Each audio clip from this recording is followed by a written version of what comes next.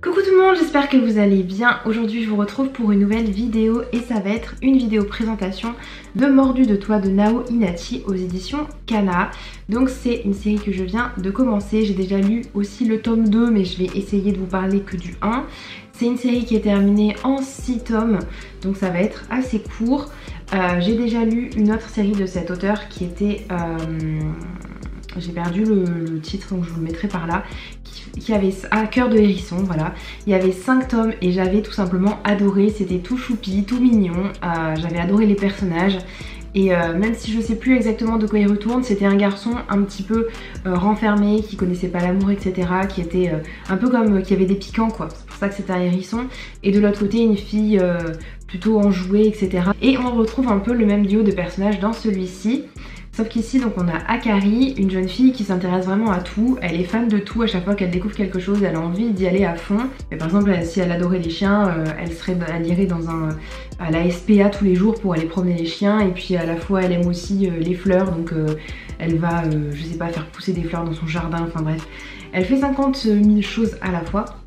Et de l'autre côté, il y a Ryu, un garçon qui lui a plutôt un cœur de pierre et qui ne s'intéresse à rien du tout.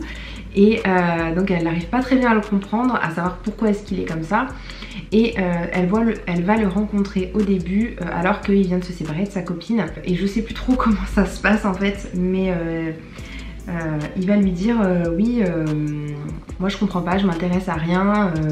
Et du coup elle lui dit ah ben je suis sûre que tu vas trouver un truc qui t'intéresse, tu choisis quelque chose et puis en t'intéressant à celle-ci, ben un petit peu tu vas voir que tu vas de plus en plus t'intéresser, enfin bref.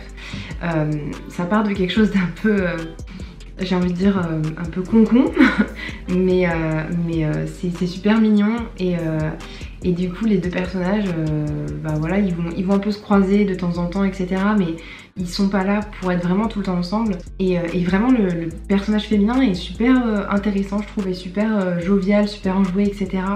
Et très un peu naïf aussi dans un certain sens. Mais j'aime bien ce genre de personnage féminin. Et puis lui aussi est vraiment le genre de personnage que j'aime aussi beaucoup, qui sourit pas beaucoup, qui a un peu un regard ténébreux entre guillemets. Je vais vous montrer un peu des dessins aussi. Et en fait donc Liu a très peu d'amis et bon il est plutôt mignon, donc c'est pas ce qui manque les filles qui voudraient sortir avec lui ou mieux le connaître, mais il a toujours une sorte de barrière en fait qui fait que il laisse pas vraiment les gens approcher. Donc il y a qu'une seule personne qui le connaît vraiment bien depuis qu'il est tout petit. Et voilà, et ce garçon, bah, il essaye de mettre Akari dans le coup et de lui dire de se rapprocher de lui, d'apprendre à le connaître, etc. Parce que il voit que pour une fois, Liu se laisse approcher par quelqu'un. Et voilà, donc il est de tout cœur avec Akari pour faire en sorte que elle soit une amie ou plus, parce que forcément Akari, elle a des sentiments, en tout cas on voit qu'il y a des sentiments qui naissent pour Liu. Dans ce premier tome, elle s'en rend pas forcément compte. Nous, on le voit à 10 000 km, mais elle n'est pas au courant que c'est ça. Elle s'intéresse beaucoup à lui, mais comme elle s'intéresse en fait à tout et n'importe quoi, donc pour elle ça fait pas grand chose de différence. Mais au fur et à mesure, elle se rend compte qu'elle a son cœur qui bat un peu plus fort et que voilà, qu'elle a envie de le voir plus souvent. Et puis elle se rend compte qu'elle est un peu qu'est-ce qu'on peut faire différemment avec lui, etc.